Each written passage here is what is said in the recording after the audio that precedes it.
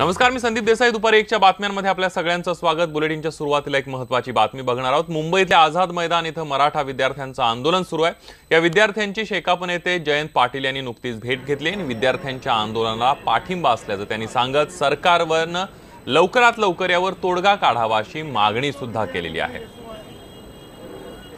आझाद मैदानात आंदोलनासाठी बसलेले डॉक्टर विद्यार्थी जे आहेत त्यांच्या आंदोलनाचा आज 11वा दिवस आहे आणि आज शेकापचे जयंत पाटील जे आहेत ते त्यांना भेटायसाठी आलेले आहेत. त्यांच्याकडून आपण माहिती घेणार आहोत. सर, तुम्ही या विद्यार्थ्यांना काय सांगितलेलं आहे? आणि मी जसं म्हटलं की यापूर्वी अनेक नेते येऊन गेले, अनेकांनी त्यांना वेगवेगळी आश्वासनं दिली होती, परंतु अजूनही त्या आश्वासनांची अंमलबजावणी होताना दिसत नाहीये. या विद्यार्थ्यांचं सांत्वन तुम्ही नेमकं काय केलेलं आहे आणि तुम्ही पुढची पावलं काय उचलणार? आणि मी विद्यार्थ्यांचं अभिनंदन केलं की शासनाने या ठिकाणी तातूर करून यांना कसं उठवता येईल, या आंदोलनापासून आंदोलन कसं नष्ट होईल याचा प्रयत्न या ठिकाणी करण्याचा प्रयत्न केला.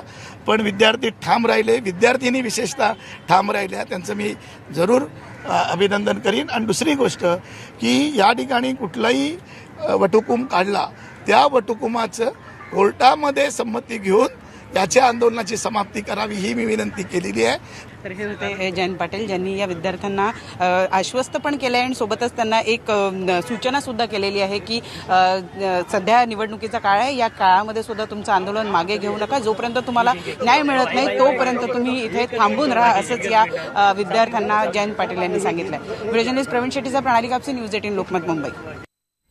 आणि यानंतर थेट जाणार आहोत आझाद मैदानमध्ये, ज्या ठिकाणी मराठा डॉक्टर विद्यार्थी हे आंदोलनाला बसलेले आहेत. प्रणाली कापसे आपल्या प्रतिनिधी तिथून थेट आपल्या सोबत आहेत. प्रणाली, आपण बघतोय विद्यार्थी आपल्या भूमिकेवर ठाम आहेत. आता पाठिंबा सुद्धा या सगळ्या विद्यार्थ्यांना मिळायला लागलेला आहे. जयंत पाटलांनी नुकतीच भेट घेतली, काय सांगशील या सगळ्याबद्दल?